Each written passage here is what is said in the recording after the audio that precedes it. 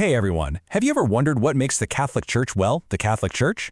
Today, we're going to look at 4 really special characteristics. You can kind of think of them as its DNA, the things that make it totally unique. Let's jump right in. But before we do, let me ask you something. Think about your favorite sports team, or maybe just your own family. What is it that holds them all together? What makes them more than just a random bunch of people hanging out? You got it. It's all about having a shared mission, a common history, and things you all believe in. Well, we're going to look at the church as the biggest team, or maybe the biggest family on the entire planet. And you know, just like any team, the church has these key traits that really define it. We call them the 4 marks of faith. And that subtitle says it all. It's like the team's special DNA. It's what makes the church the church. So what are they? Here are the 4 special ingredients. The church is one, holy, Catholic, and apostolic. Now, if that sounds familiar, it's probably because we say these exact words every single week at Mass in the Nicene Creed. I believe in one, holy, Catholic, and apostolic church. So let's break down what each of those really means. Okay, first up, one. Why is the church one? Well, because everything points back to a single source. There's one founder, Jesus Christ. We have one visible leader on earth, the Pope. We all share one faith and one baptism, all united by one Holy Spirit. So even with millions and millions of us all over the world, we're all part of one body, one team. Second, the church is holy. This one's pretty simple when you think about it. It's holy because its founder, Jesus, is holy.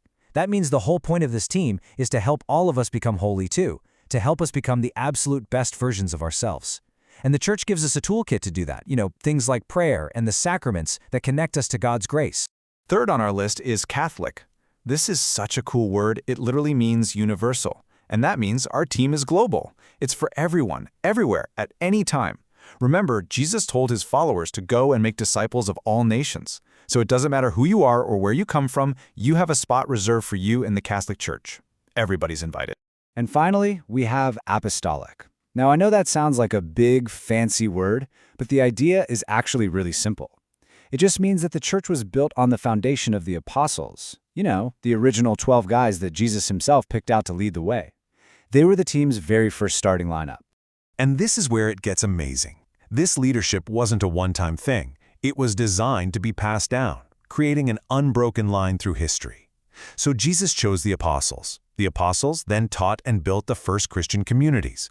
Then they passed the torch by choosing the next leaders, who we call bishops. And that chain of leadership, that passing of the torch, has continued without a single break all the way to our Pope and bishops today. That's what Apostolic Succession is all about. Pretty incredible, right? So we've got these 4 marks: one, holy, Catholic, and apostolic. But were these just nice ideas written down somewhere, or did the very first Christians actually live this way? Let's travel back in time and see what this team looked like right at the very beginning.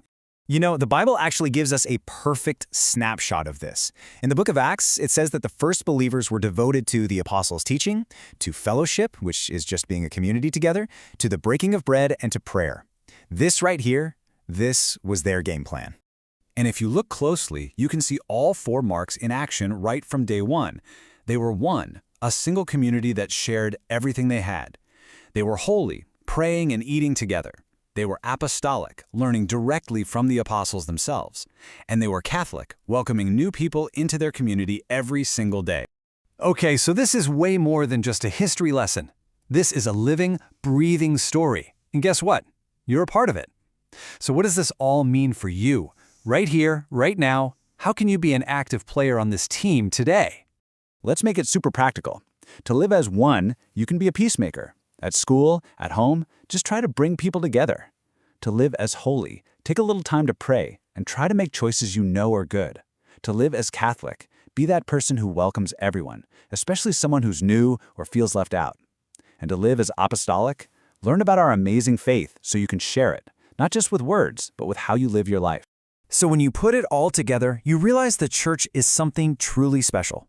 It's human, yeah. It's filled with regular people just like you and me. But it's also divine because it was started by Jesus himself and it's guided by the Holy Spirit. It's truly a gift. So remember, you're not just a fan watching from the stands.